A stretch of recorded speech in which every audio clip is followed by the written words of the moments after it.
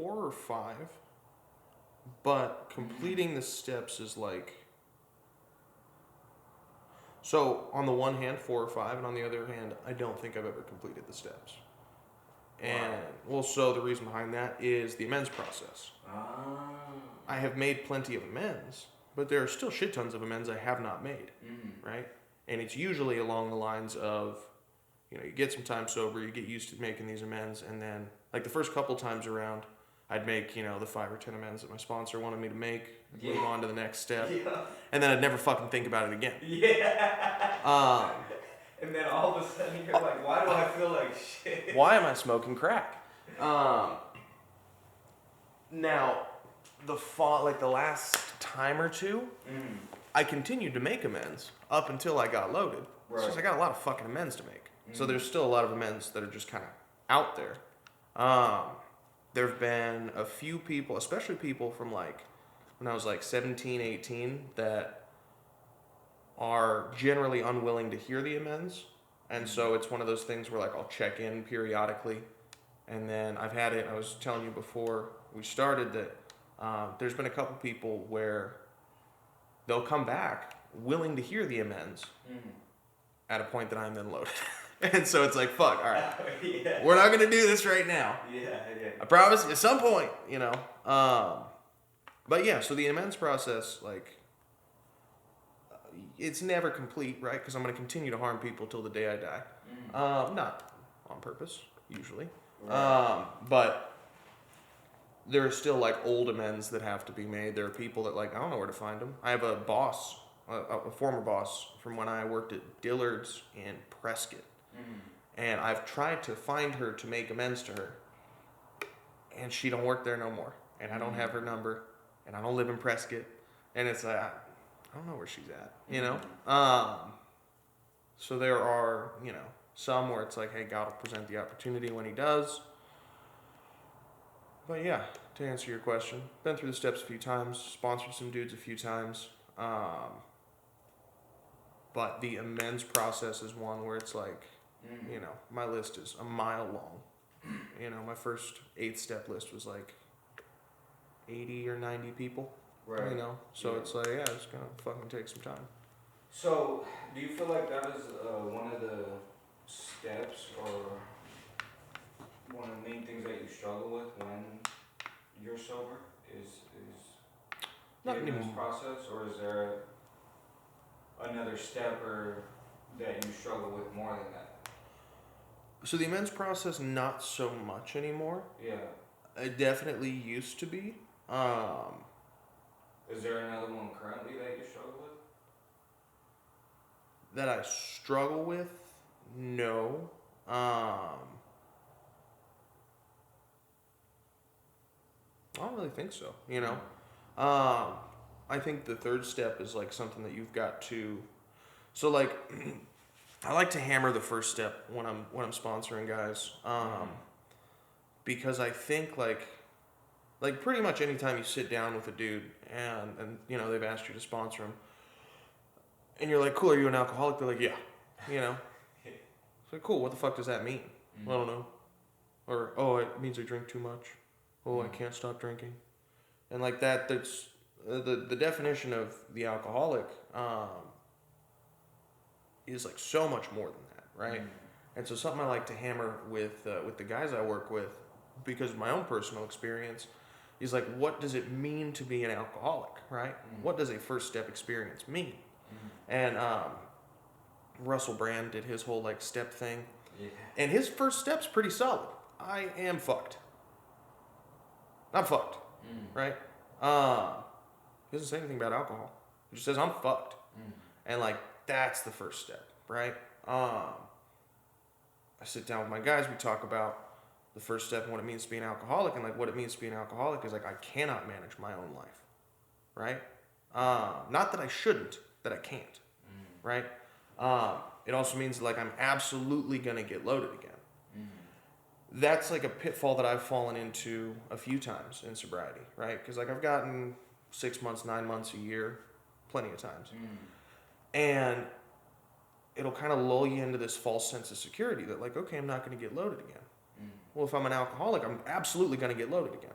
There's nothing that can get in the way of that. Like, I'm gonna get loaded again, Yeah, right? exactly. And that is like the essence for me of the first step is like acknowledging that like that's who I am. Exactly. I'm gonna get loaded the same way all over again if something drastic doesn't fucking happen. And the reason I bring this up with my guys a lot too is like I remember a couple of years ago, the first time I put a year together, I had like friends that I'd made in the program, and they had like 2 or 3 years at that point, and they decided to start smoking weed, right? And I'm like, I'm gonna smoke weed too. Those people are still smoking weed today, and they're fine. Like they have their kids, they have their jobs, everything's good.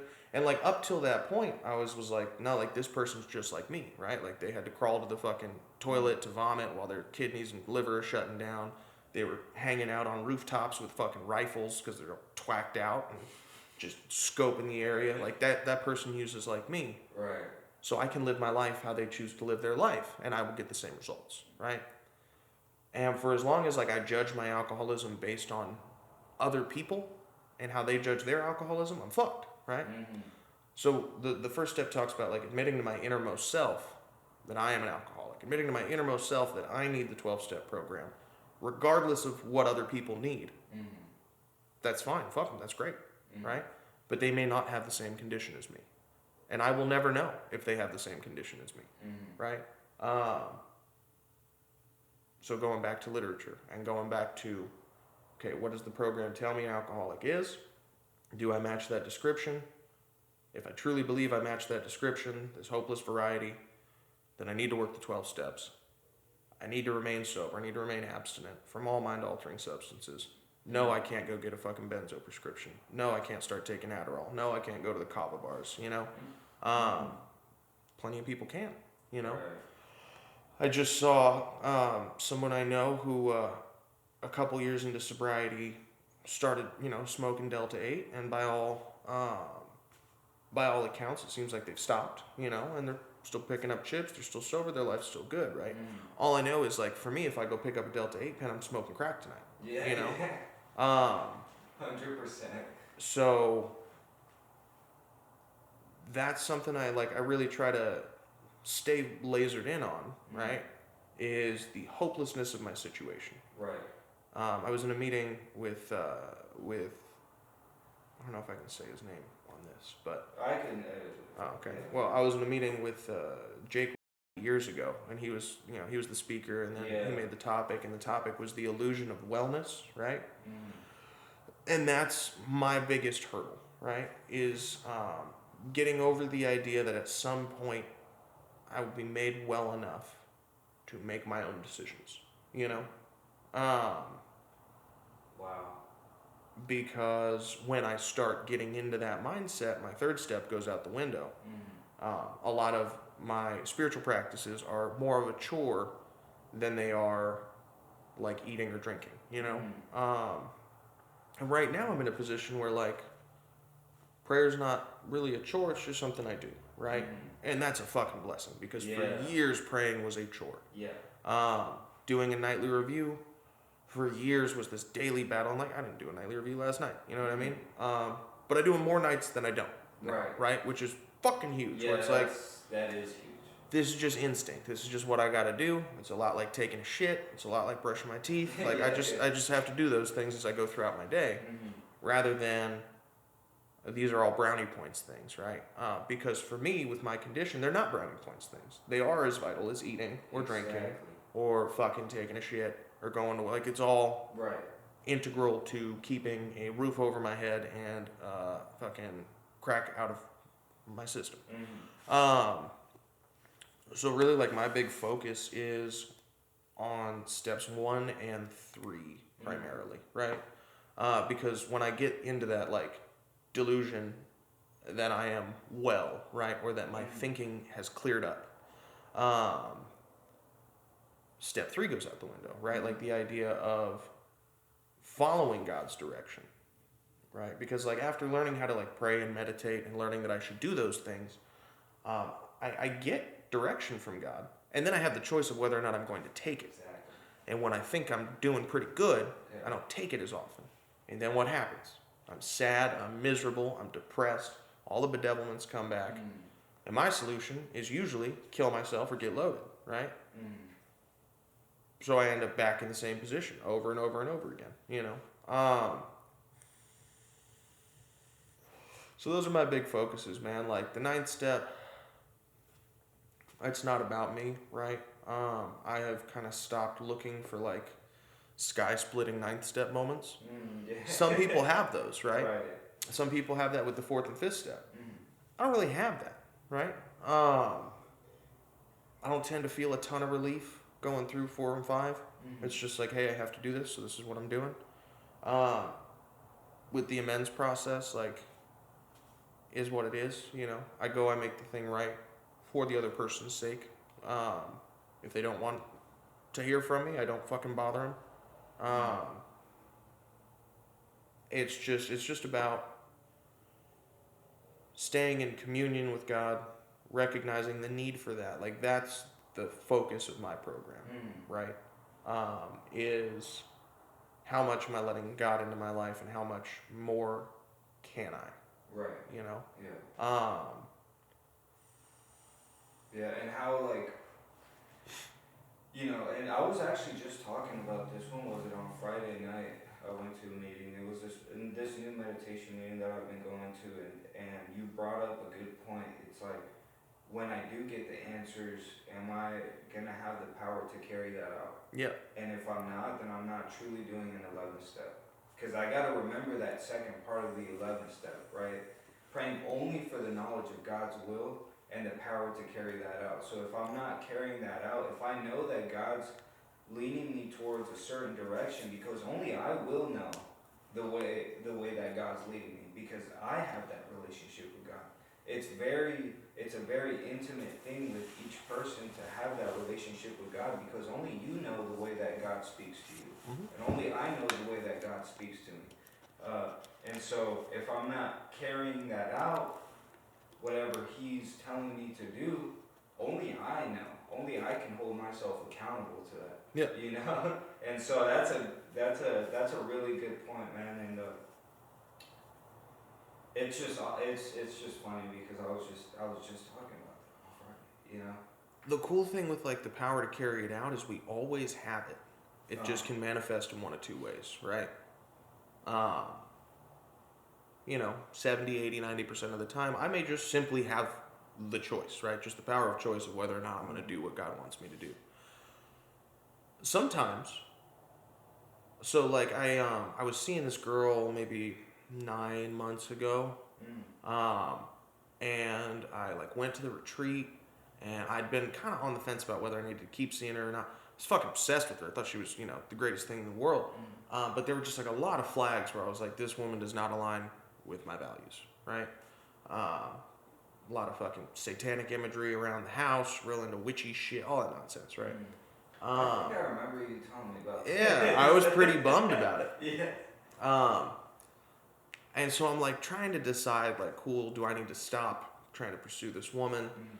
Everything in me wants me to continue. But it's occurring to me that, like, hey, maybe this person doesn't align with my values, right? So I go to the retreat, and at the retreat, come to the conclusion that, like, cool, I probably got to stop seeing this girl, right? And then I can't, right? And, like, that was a fucking trip, right? Like, I'm showing up to, you know, go hang out with her, and, like, sitting in the car, like, preparing myself because I'm like, I need to do this. I need to break this off. Like, I can't keep seeing this girl. She doesn't align with my values. I need, you know. And then I go in and, like, I can't get the words out, right? And at that point, you know, I'm bringing it to the nights and I'm talking about it. And somebody points out, they're like, cool, man, sounds like you're powerless, right? So I go back to that step one, right? What do I do if I'm powerless? I ask God to handle the issue for me, right? When I do that, it's done. Like that. You know what I mean? Just like that. It was done. She and I don't talk anymore, you know? And so I always have, like, the power to follow God's will. Now, whether that power rests in just me going and taking the action, or the power rests in whether or not I'm going to invite God in to do it for me. The power's always there. It's just whether or not the willingness is there, right? And if I'm lacking in willingness, I'm lacking in my first step, right? So it always, they say it, like the only step you got to work perfectly is the first one. And if I'm working a perfect first step, if I'm waking up every day like, holy shit, I'm fucked, right? The rest of it falls in line. Yeah. Yeah, that's so good, man. I always talk about that too, man. It's like right, because there's one thing to say that you're powerless, and then there's the other, just like you mentioned, is understanding the severity of my first step, right? And once I understand and experience the severity of my first step firsthand, then I know what I'm actually dealing with here, right? And I understand my disease. But just because I understand that doesn't mean that that's going to keep me sober, but it's going to motivate me to do the things that are necessary for me to remain sober. And so you talked a little bit about sponsorship. How has that looked like for you? What's your experience in doing it and being sponsored? Yeah. So my sponsor's a piece of shit.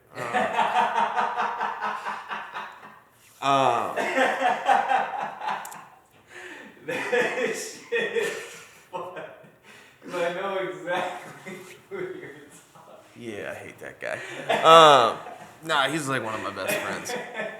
But I don't know, man, dude. Like I've been around for like 8 years now. I've had a lot of different sponsors. I've had a lot of different styles of sponsorship, and it all served varying purposes. Generally speaking, my best experience, and this is something that I love to really push on like brand new people, right? Is like most of my best experiences with sponsorship has been with sponsors that I didn't know, right? Like I wasn't fucking sitting around trying to figure out like, is this guy right for me? I had a sponsor named Taylor who sponsored me for like 2 or 3 years, and he just like walked up to me at a meeting one day, and I was like still high, and he was like, "You want a sponsor?" And I was like, "I'm not ready to do anything yet." And he said, "Well, call me when you are," and then fucking great, right? He helped me kind of like figure out a lot of like beyond fundamentals, sort out some like mental health stuff, get comfortable kind of like recognizing when mental health was getting in the way, kind of give me like some basic guidelines on how the steps worked. So that was powerful. And then after a few years kind of coming in and out, it was like, hey, maybe you don't have what I need. And he was like, yeah, no, like I'll always sponsor you if you want, but I think you should go find somebody else. So then his best friend Taylor, they were both named Taylor. I was gonna say. He sponsored me for a while, and he did something with me that at that point was earth shattering, right? Because up till that point, I like all the sponsors I'd ever had. It was like cool. I go to them, I ask them what to do, they tell me what to do, I do it, right? And Taylor number 2 would never tell me what to do. Like I would ask him what to do, and he'd be like, I don't know. And like that was fucking mind-boggling, right? Like I remember getting out of detox, and it was like the psych ward detox, and I'd met some girl in the psych ward, and I thought she was cool as shit, and I was like, I think I'm gonna do something with that girl, dog. And he was like, okay, like he didn't tell me not to. Right. He was like, cool, I don't care what you do, but before making any decisions, think about what you want to achieve, with yourself, with your life, and figure out if that matches your values, right? Figure out, like, if that action is going to get you what you want. Which was crazy to me, right? Because up till that point, it had just been like, you lead, I follow. And then also, if it goes wrong, I can just blame you, right? Like, there was a pretty severe lack of, like, accepting accountability for my own life. So that was a trip, man, to, like, actually stop and think, okay, well, what am I trying to accomplish here? He sponsored me for a year or two. He was sponsoring me when I got my first year. Things were pretty all right. Then what happened next? Was he sponsoring me when I died? think he was. Yeah, he was. That's right. After I got the year, I started working with another guy,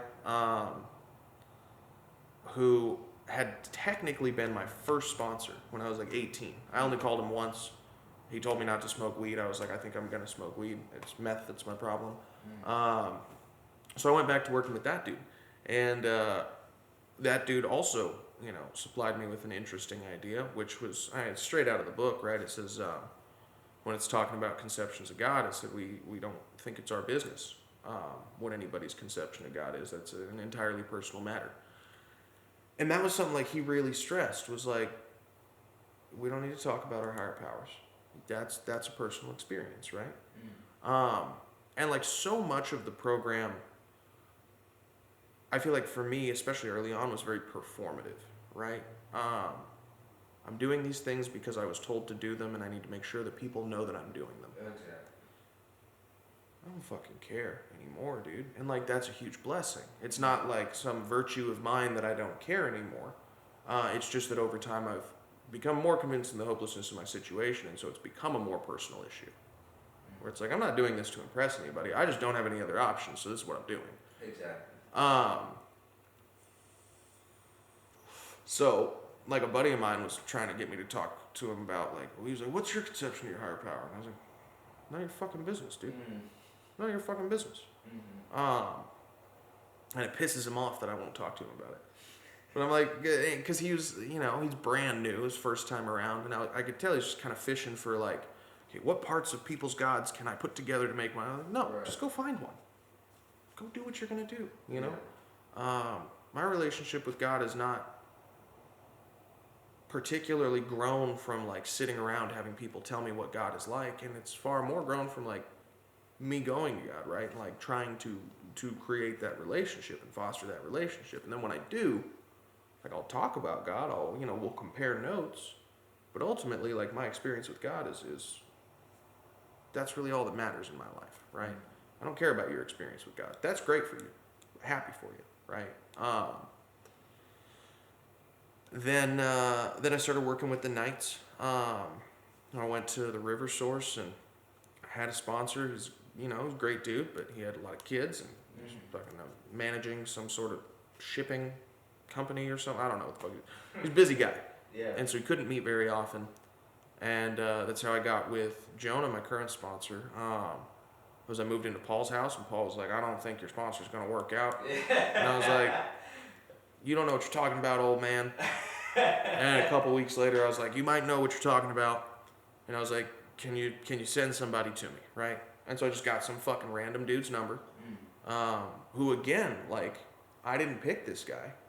And yet the similarities not only vastly outweigh the differences, but, like, this guy's been able to really teach me what I needed to know about the steps, right? And ultimately, man, like, and you know this, like, sponsorship is about taking a person through the steps. That's it, right? My sponsor is now, like, my friend. We go hang out, we get along, that's great. But, like, I don't focus on being a life coach with the guys I sponsor. Right, exactly. I don't tell them how to live their lives. I try not to tell them my opinion. Because my opinion is bullshit, just like anybody else's. It's just a fucking opinion, right? What I do is I take them through the book. When they bring up a situation to me, let's go back to the literature. What does the literature say to do? And that's my only job, right? I don't particularly like sponsoring. I don't dislike it anymore. I used to dislike it. Yeah. There used to be, like, a lot of fear around it until I got to know the literature. And once I got to know the literature and understood my job, I was like, okay, well, like, my job is just to read a book with a person and talk to them about that book. I could do that, right? So the fear's gone. And also, like, the fear of, like, what if I say the wrong thing? Well, if I say the wrong thing, it doesn't fucking matter because I'm not that special, right? Well, I still don't particularly like it, I'm not one of those guys where, like, and I see the light turn on. And whatever, dude. If you succeed, hell yeah, dude. I'm in your corner. I'm excited for you. I'm happy for you. If you don't succeed, I don't take it personally, right? but it's important to me in that it gives me one of like the ultimate opportunities to get out of me, right? Because I'm just showing up for another person. Yeah. You know, and that was something I was talking about in a small group. Somebody was talking about like, you know, I'm not getting back to my sponsees as fast as I want to get back to them. Or like sometimes I'll see their call and I don't want to pick it up, so I don't. And like I get that, right? Because I'm selfish and self-centered, man. Like if you're calling me, I don't want to answer. Fuck you, you know. But my calls have been answered, right? And so it's very much just like a pay it forward thing. Exactly. Someone did this for me. It's my job to do it for someone else. Exactly. Yeah, and it's like, I don't know, it's necessary. Yeah, fuck you yeah. know, like it's not like, it's just something I have to do. Yeah. You know, like I don't have to like it all the time. Like, and it even says that in the book. Yeah, it right? says like, it's gonna be a disturbance yeah. to your peace. Yeah. Right? It's going to be inconvenient. You might get woken up in the middle of the night. Exactly. You might have to fight a guy. Like it says that shit in the book. You might have to fight him, you know? It's like, all right. Yeah. So at least they knew, you know, I like meetings, people in meetings can kind of like beautify sobriety. Yeah. Sobriety's not always pretty, man. Like sometimes it's just like, I don't want to fucking go to work, but I have to go to work. And it's not I have to go to work so I can pay my bills. It's I have to go to work because I said I was gonna. Yeah. You know? Yeah. Fuck, dude, I remember making amends to a boss. I worked at Olive Garden. And up till this point in my life, I called out of work all the time. I'd been doing it my whole life. If I didn't want to go to work, I just called out. Yeah. Easy. Yeah. So I was not like a highly regarded employee. A common note that I got was you do great work when you show up. And I'd been working at Olive Garden for like a year at that point. Maybe a little less, but I've been working there for a while. And I'd call out, and then I'd go to my small group and I'd talk about it, and they'd be like, you have to go make amends because you were dishonest. And I'd be like, fuck. And so I'd go and I'd make the amends. And I did it a few times. And I'd always try to pick a different manager to make amends to, so that like, but eventually it circled back and I had to do it to the same one again. And this was like one of the first people that didn't like pat my ass about it. He was like, when are you going to fucking stop doing that? And, you know, like that kind of shook me up. I was like, shit, when am I going to stop doing that? Right? Like, when am I just going to like honor my word that, okay, I said I was going to be there, I'll be there, you know? Yeah, it was one of the first times that like being principled and doing what the program tells me to do affected a very tangible change in my life, right? Like being in the program, you know, I'd get sober and I'd, you know, get a little money in my pocket, get some new shoes, whatever. That's great, right? But it was the first time where like, oh, a fundamental change has been made to my character. Man, that is powerful. And that's funny that you bring that up, man. Like, what are some, and I actually haven't asked this question to anybody, but what are some like beliefs or habits that you've had to unlearn throughout this process? So like a big and how one? has that affected you? So it's like some of the, it's also tricky, right? I got into recovery when I was like 17. Like my first meeting, I was 17 years old. And so like growing up in recovery, your brain is still cooking. Yeah. Right? And so some of it's just like, thank God I'm not fucking 19 anymore. Yeah. And some of it's like it's cool. It's such a bizarre thing. Yeah. If you like skip puberty, you know, because you're using fucking opiates and shit. You just like get sober. You're just like. So you're like trying to learn all these values, but you're growing up at the same. Yeah, it's a weird thing. But anyways. Yeah, dude. So like it's hard sometimes to differentiate. Like, cool, is that just like my frontal lobe finally finished? Yeah. Or is it because of the effects of sobriety, right? One of the big ones is like a general sense of nihilism has kind of gone away, right? There were like years and years where every day I'd wake up and was like just sad that I woke up, right? Just fuck, bro. Like I gotta go live life again, and everything about this sucks, right? Like I just don't feel like that much anymore, you know? Sometimes things suck. You know, I was helping my buddy move yesterday, and like the first 6 hours of it were chill, and then the last 2 hours I was like, fuck this, bro. I don't want to do this anymore. You know? That's all right. But it's not like a pervasive, every moment of my life is focused on like how much everything fucking sucks, right? I was thinking about that, I think it was like last night. I was driving around doing something, and I was like, finally getting to a point where like gratitude is not a forced thing, right? I don't have to sit and make a list and be, okay, well, I guess I'm grateful for that. And I guess I'm great, It's just, I'm driving home and I'm like, holy shit, I'm not smoking crack today. That's really cool. Thanks God. That's pretty rad. So like, working the steps, getting older, all that has enabled me to like appreciate life. And I work in psych, man. So like I'm working with a lot of people constantly who like just want to die. And they have that perspective, right? Of like, everything just fucking sucks all the time and nothing ever gets better and this and that. And it's so strange to be on the other side of it. Because not only did it feel inescapable when that was my perspective, now I don't know how that was my perspective. Exactly. I'm like, it doesn't though. Like, how did I ever like feel like that and think like that? It seems so far away from what you know for some reason. Like I just experienced that as well.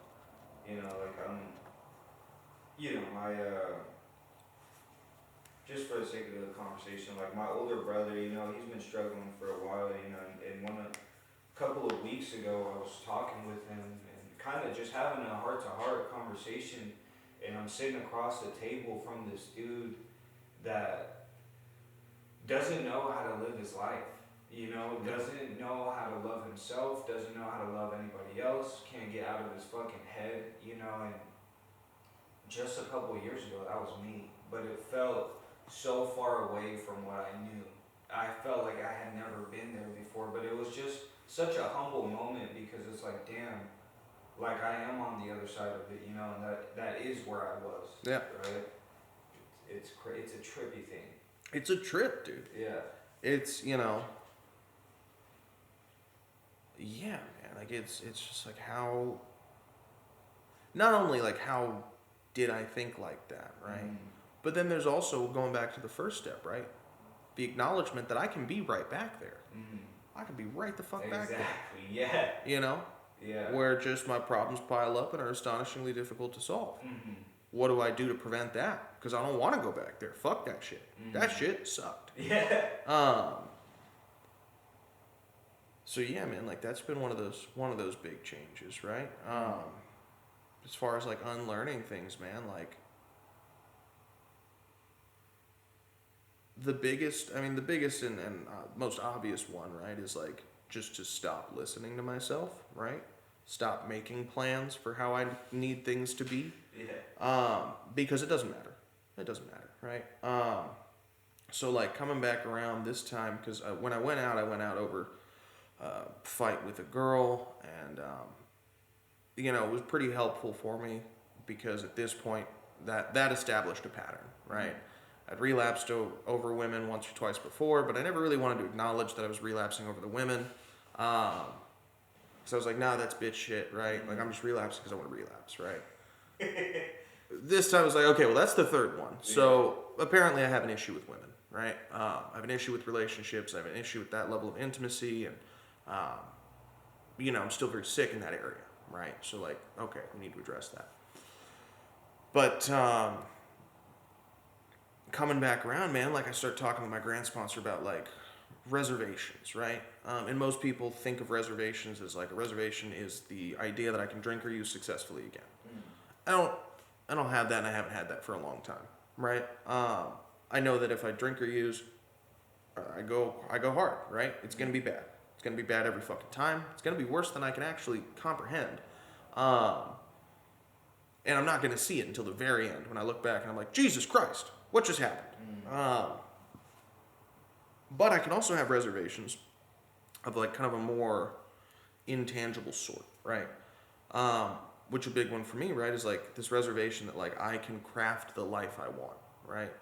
essentially a reservation of control, right? This idea that, and the book talks about it, right? I can wrest satisfaction and happiness out of this world if I manage well. Yeah. One of those, strongholds, what my grandpa would call it, one of those little areas in my life where it was like, I don't want to let God in because I can handle it, was relationships, family, women, right? Well, I want to have a wife and kids and a white picket fence, and I want to be, the strong dad who teaches them how to fucking climb a wall and, that kind of shit. And I had to learn to let go of that, right? And I had to learn to let go of that recently, like when I came back around. Okay, hey man, like maybe that's in the plans for me, and if it's not, I can't throw a fucking fit about it, right? I could, be bummed, that's fine, whatever. But ultimately, like, falling in line with the idea that God is going to craft whatever life he wants me to live. I just have to live it, right? And coming from, like, we live in a culture that's very big on self-determination. Yeah. It's very big 100%. on you decide what you want and you go get it, right? So it's important to stay involved in literature, involved in, recovery groups, because if, like, you're listening to outside sources, they're gonna steer you in a direction that doesn't align with what we're trying to do here, right? And it's this is a comparison that I like using with my guys. I like using it in meetings. I talk about, like, alcoholism is like having HIV of the spirit, right? I have a condition. It is incurable. It is treatable. If I treat it, it can be undetectable, right? If I follow the doctor's orders, right, I can get to a point where, like, somebody looks at me and they're like, "You shot heroin?" And I'm like, "Yeah. Can you believe it? Me neither." Right? Yeah. But if I stop taking the treatment, eventually it's going to be detectable again, right? Eventually people will be like, "Yeah, obviously you shot heroin." Yeah. Additionally, if I have HIV of the spirit and I'm looking around at the world and there are people without HIV, right? There are people just walking around, they're totally healthy. And I listen to them about how I should live my life, right? How I should conduct my health. I'm going to get sick again. If I find other sick people, but they don't have HIV, they've got Hep C of the spirit, right? They've got other issues. And I see them, taking their spiritual Harvoni or whatever. I'm like, oh, well, Harvoni will work for me too. Exactly. No, it won't. Yeah. No, it won't. Because we have different diseases. We have different issues, right?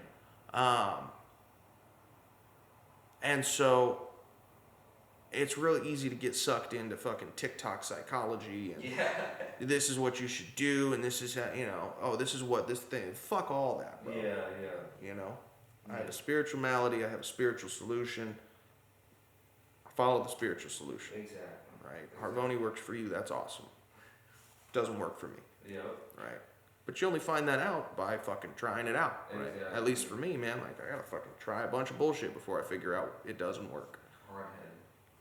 Yeah, no, that's awesome, man. I'm so that. Yeah, there was so much good stuff that you said, man. Especially, like, I don't know. It's just that analogy. I'm gonna start using that because, dude, it's so true, man. Like and especially the culture now. Yeah. Like all the social media and it's steering us in a certain direction where it's toxic. Fuck yeah. It's just a mess. But that's a completely different rabbit hole. But so being in recovery, there seems to be a certain theme, like different themes at least as you progress in recovery, right? Like maybe one week you'll hear something, another week you'll hear a guy say something, and you kind of stick with that for a couple of weeks, right? And so what is the most recent inspiration that you have received? Whether it's something that you've read or something that you've heard that has really made you stop and think about yourself or something that you've been doing.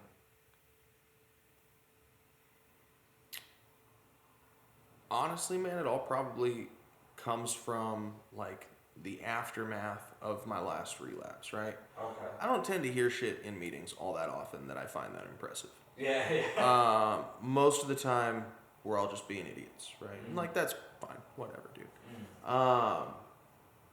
But coming back from the last relapse, talking at length with my grant sponsor, with my sponsor, just about like, hey, dude, what the fuck just happened, right? Because I thought I was doing good, and so did everybody else.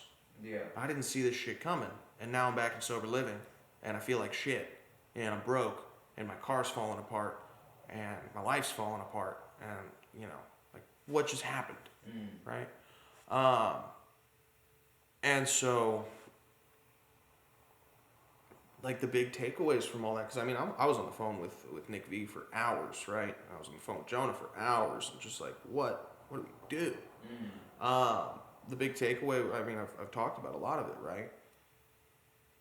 What does finishing the steps mean, right? Like, what does doing the steps mean? If you're not doing a part of the program, you're not doing the program, right?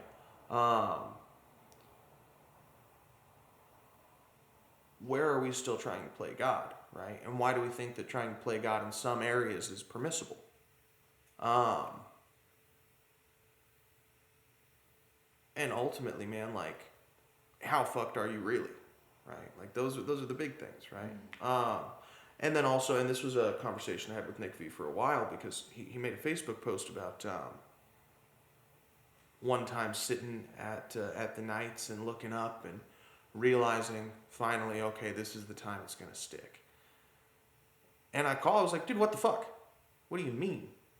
Because I thought for sure that was last time, and here I am now, right?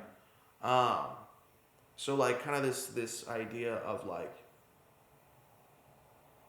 we can come in and out and still get it, right? Because I came in pretty fucking discouraged, man. I've been in and out for 7 or 8 years, and it was like, dude, there's been a few times I really thought I got it, and at this point, like, I don't even believe myself anymore, you know?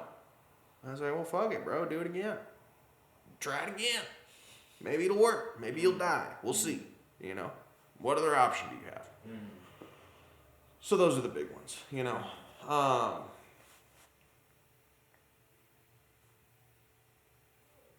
Yeah. No, that's good, man. That's good. And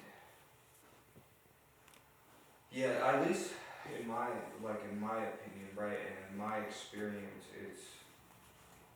it is that gift, right? That either it was brought to you by God Himself, or granted to you by God, or it was granted to you by pain, right?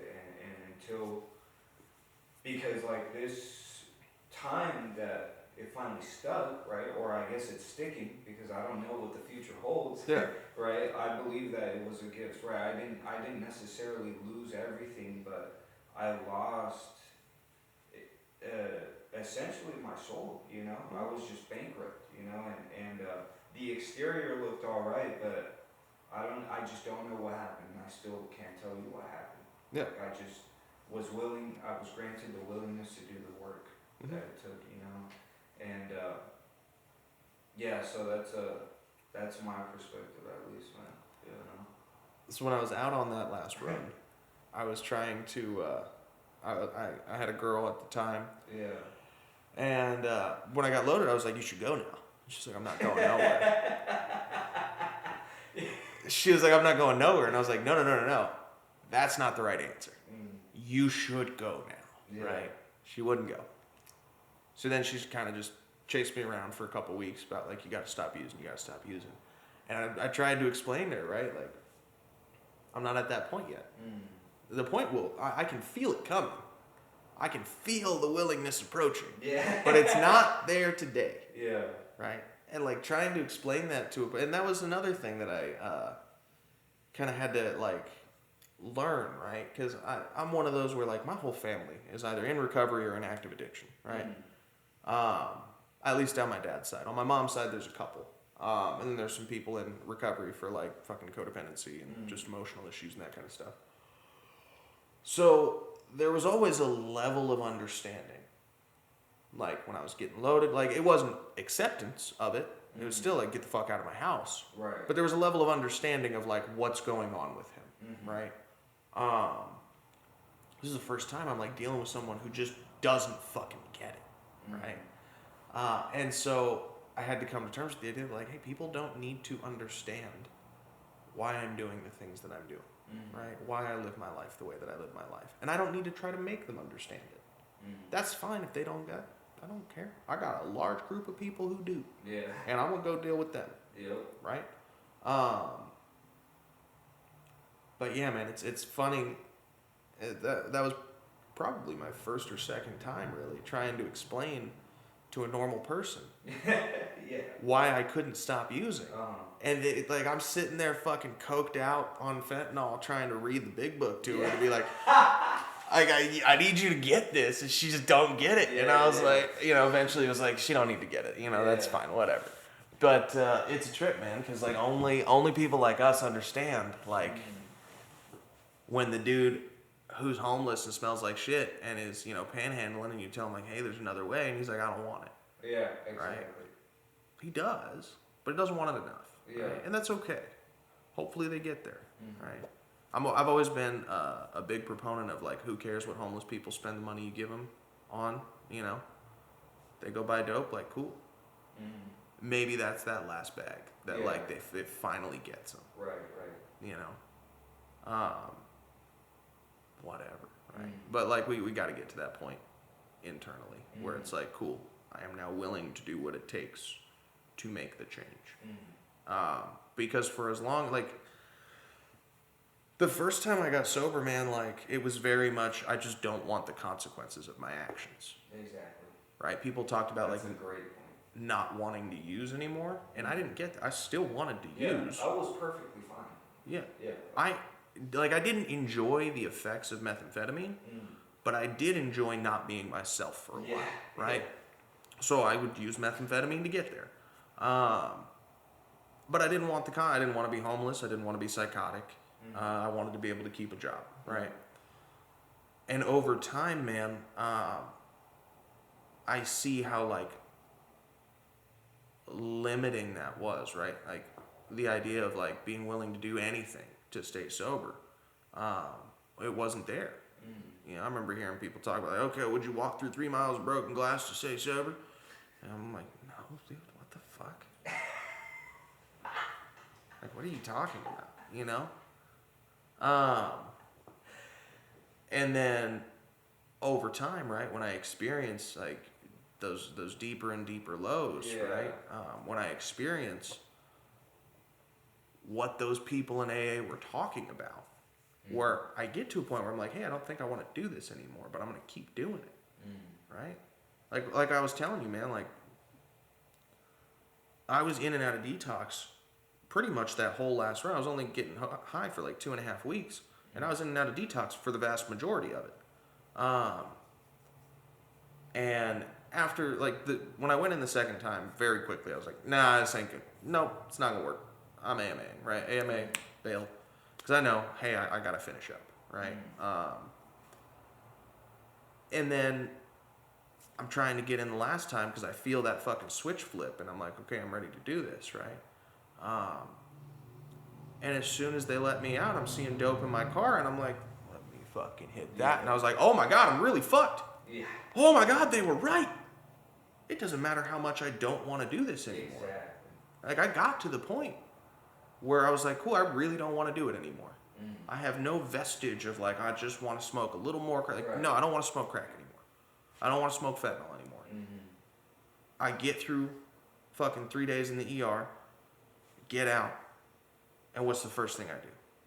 I fucking pick up a lighter and an old foil, right? And it's like, holy shit, That's a true first-step experience. Where you're seeing the severity firsthand, dude. That is such a trip, dude. Yeah, it's one of those things where like, when you're ready, man, and like if anybody's ever watching this shit while they're getting loaded, right? I'm sorry. But B, man, like if you ever feel like you're ready, fucking do it, like, because those windows are so small where all the stars align. Yeah. And I'm willing to get sober. I'm willing to do what it takes to get sober. I'm willing to check myself in. I've run out of dope, right? Yeah.